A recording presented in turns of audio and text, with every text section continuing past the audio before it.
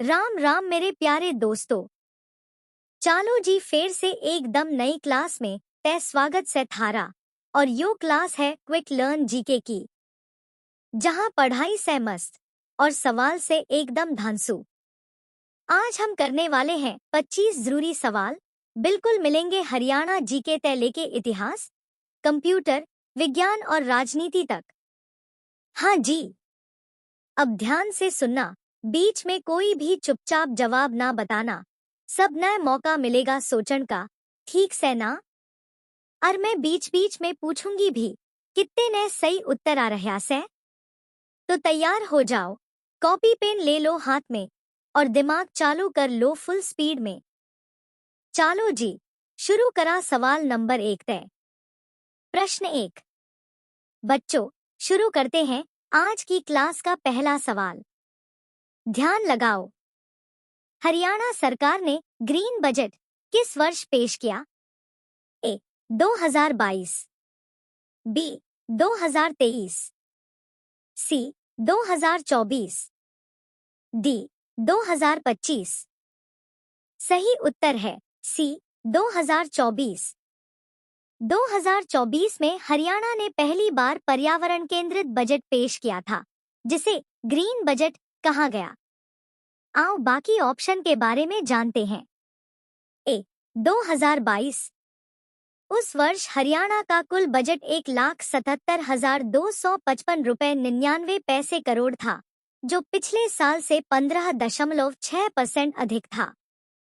B 2023, 2023-24 के budget में कृषि और संबंधित क्षेत्रों के लिए 5,988 रुपए 76 आवंटित किए गए थे, जो पिछले साल से 27.7% ऊपर था। प्रश्न 2। हरियाणा के किस जिले में सबसे ज्यादा दूध उत्पादन होता है? ए भिवानी, बी करनाल, सी झज्जर, डी रोहतक। सही उत्तर है डी रोहतक। रोहतक जिले में प्रति व्यक्ति दुग्ध उत्पादन सबसे अधिक है। ऑप्शन ए भिवानी, यह मुख्य रूप से गेहूं, सरसों और बाजरे की खेती के लिए जाना जाता है। बी करनाल, यहाँ national dairy research institute NDRI है। सी झज्जर, यहाँ औद्योगिक क्षेत्र विकसित हो रहा है। प्रश्न 3। हरियाणा गोधन योजना किस उद्देश्य से जुड़ी है? ए खाद्य सुरक्षा, बी गोबर खरीद, सी बीज वितरण, डी मत्स्य पालन। सही उत्तर है बी गोबर खरीद। यह योजना ग्रामीण क्षेत्रों में गोबर खरीद कर बायोगैस और जैविक खाद के लिए प्रयोग को बढ़ावा देती है। ए खाद्य सुरक्षा, यह NFSA national food security act के तहत आता है, जिसमें अंत्योदय और गरीबी रेखा से नीचे वालों को सस्ता अनाज दिया जाता है। सी बीज वितरण, हरियाणा में बीज मिनिकिट योजना के तहत किसानों को मुफ्त प्रमाणित बीज वितरित किए जाते हैं। डी मत्स्य पालन, इसके लिए प्रधानमंत्री मत्स्य संपदा योजना चलाई जाती है, जिसमें तालाब विकास, बीज और आहार सहायता मिलती है। प्रश्न 4। हरियाणा का कौन सा शहर टूल टाउन के नाम से प्रसिद्ध है? ए रेवाड़ी, बी यमुनानगर, सी फरीदाबाद, डी हिसार। सही उत्तर है सी फरीदाबाद। फरीदाबाद में औद्योगिक इकाइयों में विशेष रूप से टूल्स, डाई, मशीनरी और ऑटो पार्ट्स बनाए जाते। प्रश्न 5। हरियाणा का राजकीय फूल कौन सा है? ए सूरजमुखी, बी कमल, सी गेंदा, डी चंपा। सही उत्तर है ए सूरजमुखी। सूरजमुखी को 2001 में हरियाणा सरकार ने राजकीय पुष्प घोषित किया। यह राज्य की कृषि और ऊर्जा को दर्शाता है। बाकी विकल्प। बी कमल, यह भारत का राष्ट्रीय फूल है और भारतीय संस्कृति में पवित्रता का प्रतीक माना जाता है। प्रश्न 6। बच्चों, अब एक सवाल यूनिवर्सिटी सिस्टम पर है। जो पढ़ाई में रुचि रखते हैं वो जरूर जवाब देंगे। हरियाणा के किस विश्वविद्यालय को डिजिटल यूनिवर्सिटी घोषित किया गया? A. MDU Rohtak, B. Kurukshetra विश्वविद्यालय, सी. अशोका विश्वविद्यालय, डी. गुरुग्राम विश्वविद्यालय। सही उत्तर है डी. गुरुग्राम विश्वविद्यालय। 2024 में गुरुग्राम यूनिवर्सिटी ने हरियाणा की पहली डिजिटल यूनिवर्सिटी घोषित किया गया, जहां सभी काम ऑनलाइन मोड में हो रहे हैं। एमडीयू रोहतक हरियाणा की सबसे पुरानी यूनिवर्सिटी में गिनी जाती है। कुरुक्षेत्र यूनिवर्सिटी धार्मिक और शैक्षिक दोनों नजरिए से बहुत मजबूत है। अशोका यूनिवर्सिटी प्राइवेट सेक्टर की यूनिवर्सिटी है जो इंटरनेशनल मॉडल पर चलती है। प्रश्न 7। आओ जी अब एक एक्सप्रेसवे वाला सवाल। हरियाणा के किस जिले में केएमपी एक्सप्रेसवे का मुख्य जंक्शन है? ए. सोनीपत, बी. पलवल, सी. झज्जर, डी. रोहतक। सही उत्तर है बी. पलवल। केएमपी यानी कुंडलीमान पलवल एक्सप्रेसवे का सबसे बड़ा और मुख्य जंक्शन पलवल में है। यहीं से पूरे हरियाणा को जोड़ने वाली धुरी बनती है।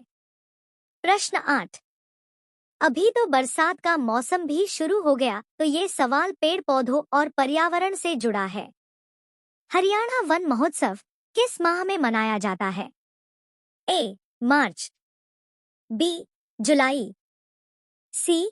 अक्टूबर, डी. दिसंबर।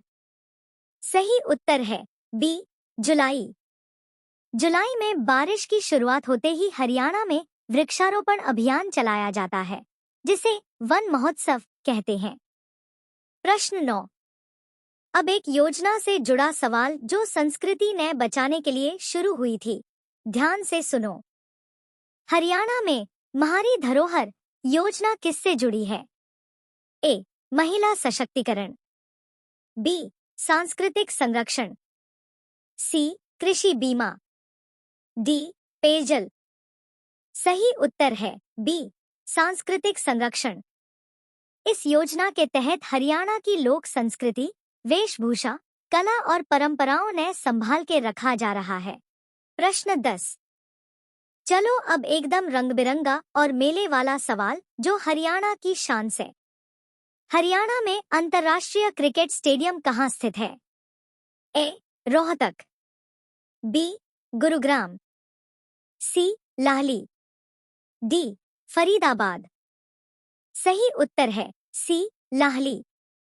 लाहली में बना ये क्रिकेट स्टेडियम न सिर्फ अंतर्राष्ट्रीय स्तर का है, बल्कि कई घरेलू मैचों की मेजबानी भी कर चुका है, खासकर रणजी ट्रॉफी। प्रश्न 11। बच्चों अब बात करा कंप्यूटर की रैम से जुड़ा सवाल है, सबका फेवरेट। कंप्यूटर की रैम किस प्रकार की मेमोरी होती है? ए. स्थायी, बी. अस्थायी, सी. Optical, D. फ्लैश। सही उत्तर है बी. अस्थायी। रैम यानी रैंडम एक्सेस मेमोरी अस्थायी होती है। कंप्यूटर बंद होते ही इसका डाटा उड़ जाता है। प्रश्न 12। अब एक साइबर सुरक्षा से जुड़ा सवाल। आजकल इंटरनेट का जमाना है, तो ये जानना जरूरी है। कंप्यूटर में फायरवॉल का उपयोग किस लिए किया जाता है? ए. वायरस हटाने के लिए, बी. सिस्टम बंद करने के लिए, सी. नेटवर्क सुरक्षा के लिए, डी. प्रिंटर जोड़ने के लिए। सही उत्तर है सी. नेटवर्क सुरक्षा के लिए। फायरवॉल एक डिजिटल दीवार होता है जो बाहरी अनधिकृत एक्सेस को रोकता है, यानी हैकिंग से बचाव। प्रश्न 13। अच्छा चलो अब साइंस में डीएनए का नाम सुना होगा, पर किसने खोज की थी, ये जानते हो? डीएनए की दोहरी कुंडली संरचना की खोज किसने की थी?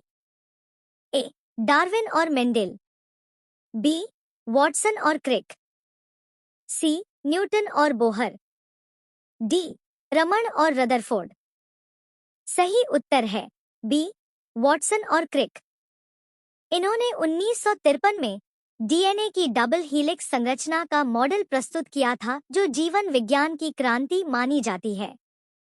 डार्विन ने एवोल्यूशन की थ्योरी दी। न्यूटन बोहर भौतिकी से जुड़े थे। रमन और रदरफोर्ड एटॉमिक थ्योरीज और ऑप्टिक्स के लिए जाने जाते हैं।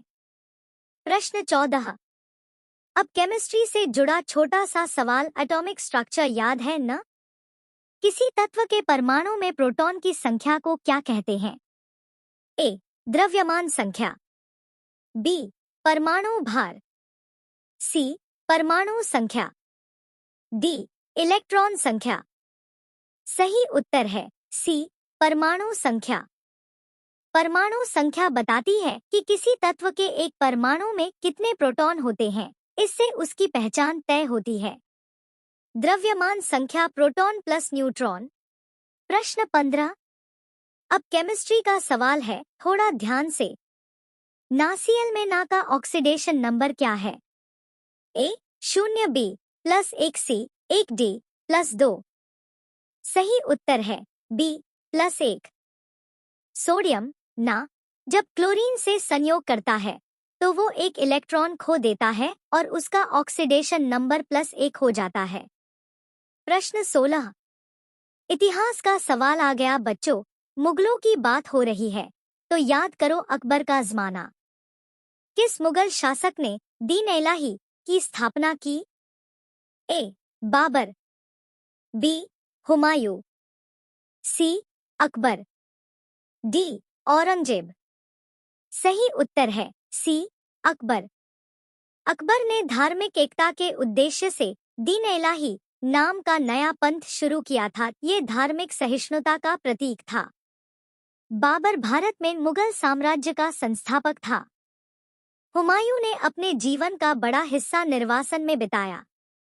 औरंगजेब धार्मिक रूप से कठोर नीति के लिए जाना जाता है। प्रश्न 17। अब इतिहास की बात करें। अंग्रेजी कानूनों के विरोध में एक बड़ा आंदोलन, रॉलेट एक्ट, कब पास हुआ था? ए. 1917, बी. 1919, सी. 1921, डी. 1923।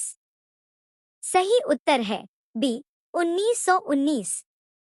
रॉलेट एक्ट 1919 में पास हुआ था, जिसके तहत बिना मुकदमा चलाए किसी को भी जेल में डाला जा सकता था। इसी के विरोध में पंजाब और देश भर में विरोध शुरू हुआ। 1917 में गांधी जी ने चंपारण आंदोलन शुरू किया था। 1921 में असहयोग आंदोलन का तेज चरण आया। 1923 में स्वराज पार्टी का गठन हुआ था। प्रश्न 18। अब संविधान से जुड़ा सवाल थोड़ा ट्रिकी हो सकता है, ध्यान से सुनो। किस अधिनियम के तहत भारत को संघीय ढांचा मिला? ए. 1909 अधिनियम, बी. 1919 अधिनियम, सी. 1935 अधिनियम, डी. 1947 अधिनियम। सही उत्तर है सी. 1935 अधिनियम। गवर्नमेंट ऑफ इंडिया एक्ट 1935 के अंतर्गत पहली बार केंद्र और राज्यों के बीच शक्तियों का बंटवारा हुआ। इसे भारत का संघीय आधार माना जाता है। 1909 का अधिनियम मोर्ले मिंटो सुधारों से जुड़ा था। 1919 का अधिनियम डायरकी सिस्टम लाया था। 1947 अधिनियम भारतीय स्वतंत्रता अधिनियम था, जिसके तहत भारत पाकिस्तान बने। प्रश्न 19। चलो अब संसद का सवाल, जो पॉलिटी के स्टूडेंट्स का फेवरेट होता है। भारतीय संसद का अध्यक्ष कौन होता है? ए. प्रधानमंत्री, बी. राष्ट्रपति, सी. लोकसभा अध्यक्ष, डी. उपराष्ट्रपति। सही उत्तर है सी. लोकसभा अध्यक्ष। लोकसभा। प्रश्न 20। अब भूगोल की दुनिया में सवाल। भारत का सबसे ऊंचा पठार कौन सा है? ए. मालवा पठार, बी. तेलंगाना पठार, सी. छोटा नागपुर पठार, डी. डेक्कन पठार। सही उत्तर है डी. डेक्कन पठार। डेक्कन पठार भारत के दक्षिणी हिस्से में फैला सबसे बड़ा और ऊंचा पठार है बासाल्ट चट्टानों से बना हुआ। मालवा पठार मध्य भारत में स्थित है। तेलंगाना पठार आंध्र प्रदेश और तेलंगाना के बीच है। छोटा नागपुर पठार झारखंड का हिस्सा है, कोयले के लिए प्रसिद्ध। सॉरी दोस्तों, क्वेश्चंस 21 बाय मिस्टेक्स रिपीट हो गया, पिछले सेट में हो गया था ये। प्रश्न 21, भारत की सबसे बड़ी नदी कौन सी है लंबाई के अनुसार? ए गंगा, बी यमुना, सी गोदावरी, डी ब्रह्मपुत्र। सही उत्तर है ए गंगा। प्रश्न 22, अब जनसंख्या नीति वाला सवाल आ गया। बच्चों को बढ़ती आबादी से क्या समाधान मिला? भारत में पहली बार किस वर्ष जनसंख्या नीति घोषित की गई थी? ए 1976, बी 1982, सी 1991, डी 2000। सही उत्तर है डी 2000। 2000 में भारत सरकार ने राष्ट्रीय जनसंख्या नीति लागू की थी। इसका मकसद 2010 तक जनसंख्या स्थिरता और सभी को स्वास्थ्य सुविधा देना था। 1976 में सरकार ने परिवार नियोजन को संविधान की सूची में जोड़ा। 1982 में राष्ट्रीय स्वास्थ्य नीति लाई गई। 1991 में पहली बार जनगणना में जनसंख्या विस्फोट के असर पर चेतावनी आई। प्रश्न 23, मुद्रा योजना का उद्देश्य क्या है? ए नई मुद्रा छापना, बी विदेशी व्यापार, सी लघु उद्यमों को ऋण देना, डी जीएसटी लागू करना। सही उत्तर है सी लघु उद्यमों को ऋण देना। प्रधानमंत्री मुद्रा योजना पीएमएमवाई के तहत छोटे व्यापारी, महिलाएं, युवा उद्यमी 50,000 रुपए से 10 लाख रुपए तक का लोन बिना गारंटी के ले सकते हैं।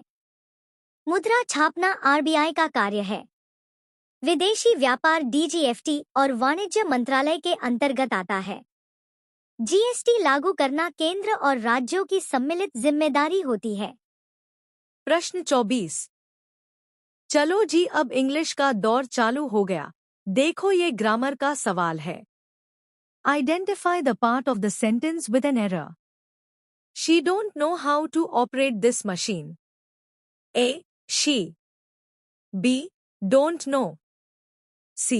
How to operate. D. This machine. Correct answer is A. B. Don't know. Singular subject she के साथ doesn't आना चाहिए, यानी sentence होगा She doesn't know how to operate this machine. प्रश्न 25, इंग्लिश वोकैब्युलरी। अब एक आखिरी सवाल इंग्लिश वोकैब्युलरी से सिनोनिम पहचानो। Choose the synonym of the word abundant. A scarce, B sufficient, C plentiful, D tiny. Correct answer is C plentiful. Abundant का मतलब होता है भरपूर या बहुत ज्यादा, और प्लेंटिफुल उसी का समानार्थी शब्द है। स्केर्स मतलब कमी वाला। सफिशिएंट का मतलब केवल आवश्यकता भर का। टाइनी का अर्थ बहुत छोटा होता है। चलो बच्चों, आज का सेट यहीं खत्म करा से। ज्यादा से ज्यादा सवाल याद रखो और हर ऑप्शन के पीछे छुपे फैक्ट्स भी संभाल के। अगर वीडियो अच्छा लगा हो तो नीचे लाइक का बटन दबाओ और अपने दोस्तों ने भी शेयर करो ताकि सबका रिवीजन एक साथ हो जाए। और हाँ, अगर आप भी रोजाना ऐसे ही नए सेट, करंट अफेयर्स और कॉन्सेप्ट क्लियर करवाना चाहो तो जल्दी से चैनल क्विक लर्न जीके ने सब्सक्राइब कर लो। घंटी जरूर दबाना ताकि कोई भी इम्पोर्टेंट अपडेट ना छूटे। ठीक से, फिर मिलांगे अगले प्रैक्टिस सेट में। तैयारी जबरदस्त, सिलेक्शन जबरदस्त।